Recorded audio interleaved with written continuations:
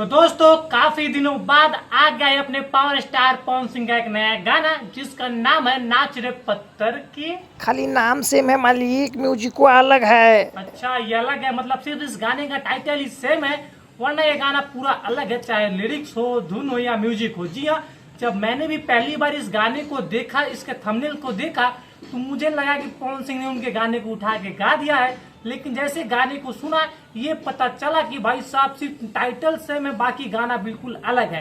तो आइए इस गाने के रिव्यू को स्टार्ट करते हैं।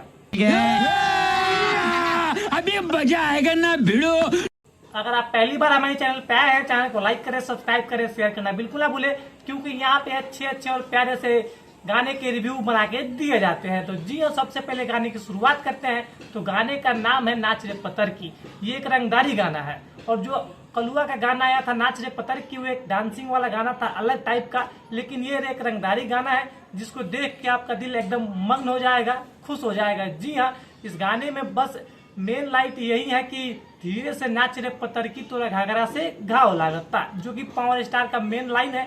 धीरे से नाच रे पत्थर की घाघरिया से घाव लागता। काफी अच्छा और एनर्जेटिक वॉइस दे के पावर स्टार ने इस गाने को रंगदारी गाना बनाया है।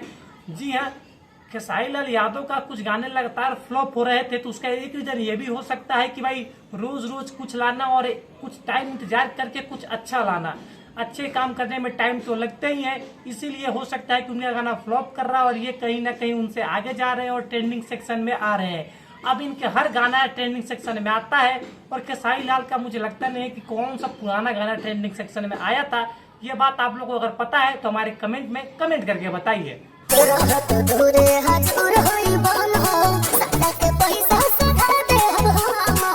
अगर इस गाने का कॉन्सेप्ट समझने का कोशिश कीजिएगा तो कॉन्सेप्ट यही है कि जैसे फिल्मों में गुंडा लोग कुछ काम करके आते हैं, जंग जीत के आते हैं, तो मौज मस्ती के लिए लड़की बुलाते हैं, नचवाते हैं और इंजॉय करते हैं। बस वैसे ही सारे लोग यहाँ पे गन लेके खड़े हैं और अपने ट्रेंडिंग स्टार जिस गाड़ी से एंट्री कर रहे हैं, भाई साहब मुझे लगता नहीं है कि मैंने किसी गाने में ऐसा गाड़ी भी देखा होगा।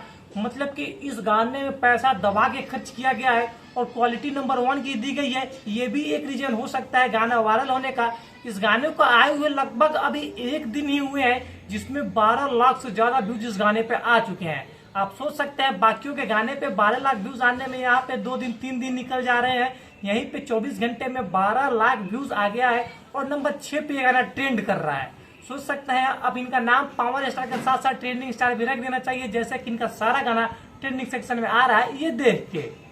ये बड़ी अच्छी बात कही आप। इस गाने ने आते ही सोशल मीडिया पे कुछ ऐसे धमाल मचा दिया जैसे पावर स्टार पवन सिंह ने राइज एंड फॉल में मचाया हुआ है। जी हाँ, इस गाने में धुन की बात करें नंबर 1, लिरिक्स की बात करें नंबर 1, पैसे की बात करें तो पैसा दबा के खर्च किया गया है। जी हाँ, उनके राइज एंड फॉल में जाने से पहले इस गाने को शूट कर लिया गया था और इसको थोड़ा टाइम दे के एडिट किया गया और म्यूजिक दिया गया, तभी ये गाना इतना अच्छा बन पाया और ट्रेंडिंग सेक्शन में आ पाया है। आपने इस गाने को सुना है कि नहीं सुना है हमें कमेंट में बताइए। नहीं सुना तो जाइए सुनिए, फिर आगे कमेंट कीजिए।